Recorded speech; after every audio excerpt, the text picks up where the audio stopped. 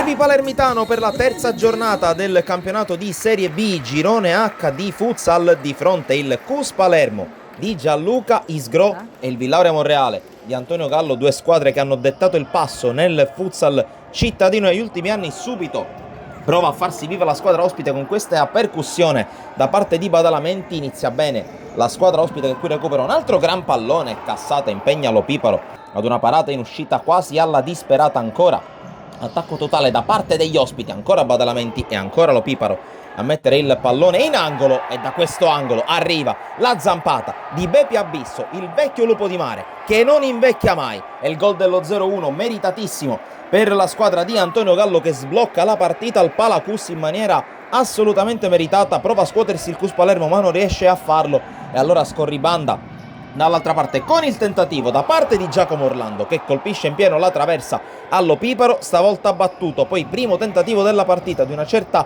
importanza da parte del CUS Palermo, ma è bravissimo Azzarello a opporsi due volte a Marco Quinario. Poi prova addirittura a giocare in power play con Lo Piparo che varca la linea di metà campo. Il CUS Palermo con questo tentativo da parte di Dell'Aria che non trova la porta, poi prova a scatenarsi ancora Giacomo Orlando, il quale viene in un primo tempo fermato, poi ritrova il pallone, riesce a suolarlo per Cassata, il quale sull'uscita di Lo Piparo cerca il cucchiaio, la palla però esce dall'altra parte, prova a farsi vedere comandatore con la conclusione ribattuta da Azzarello, che appare in splendida forma.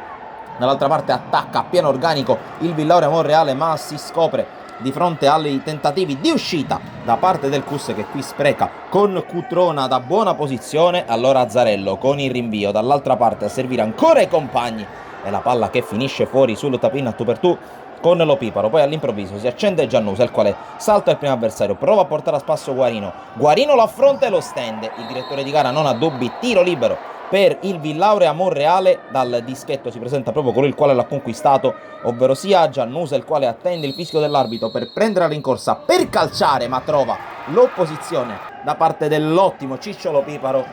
Poi però nulla può il portiere del CUS Palermo sull'incursione straordinaria da parte ancora di Bepi Abisso, e 0-2 al Palacus a pochi istanti dalla fine del primo tempo. Esultanza come di consueto sempre sanguigna da parte del storico capitano del Villauria Monreale. Con le immagini di Pietro Piazza passiamo al secondo tempo, con il CUS Palermo che prova ad accendersi e colpisce un clamoroso palo proprio in avvio di secondo tempo. Poi l'entrata di Badalamenti per il secondo arbitro e da secondo giallo, e quindi da espulsione. Rimane con un uomo in meno e perde un grande protagonista il Villauria Monreale.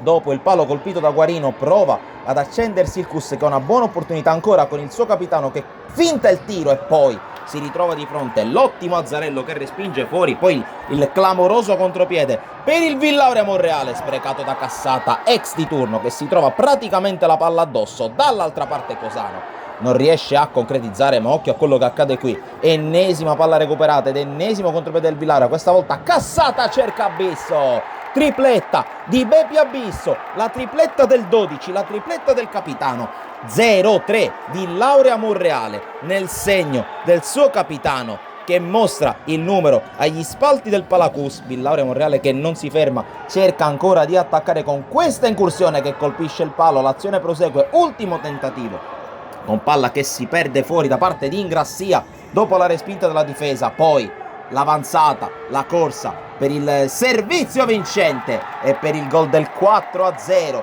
Ci pensa Giannusa dopo il tiro libero sbagliato nel primo tempo a chiudere i conti, a far calare il poker per la partita splendida del Villauria, che avrebbe ancora l'opportunità di fare addirittura il quinto gol, ma non riesce a farlo perché Orlando spreca davanti allo Piparo. E praticamente questa l'ultima emozione di un match vinto, stravinto dal Villauria Monreale. 0-4 il punteggio, cade in casa il CUS Palermo. Da Sportisile è tutto, alla prossima.